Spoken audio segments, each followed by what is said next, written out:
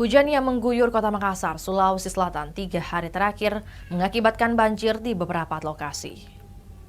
Seperti di perumahan Kodam 3, Jalan Pacerakang, Kelurahan Pacerakang, Kecamatan Biringkanaya, Kota Makassar pada Minggu 11 Januari 2026. Ketinggian air bervariasi, ada setinggi betis, ada juga rumah warga terendam sampai paha.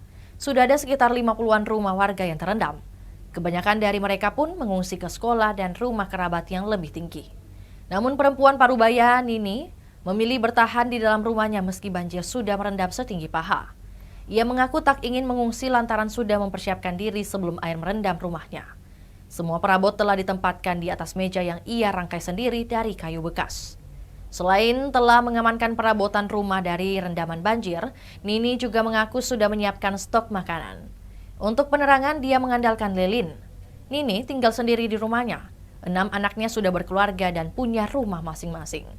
Meski tinggal sendiri, Nini tak khawatir ketika air tiba-tiba naik di malam hari. Pasalnya ada alarm waspada yang ia andalkan jika air merendam hingga atap. Kawasan perumahan Kodam 3 ini memang sudah menjadi langganan banjir tiap tahunnya. Pemerintah bahkan sudah membuat pos tanggap darurat banjir di lokasi tersebut. Itulah tadi berita Hot News kita pada hari ini. Saksikan berita Hot News lainnya hanya di kanal YouTube dan Facebook Tribun Timur.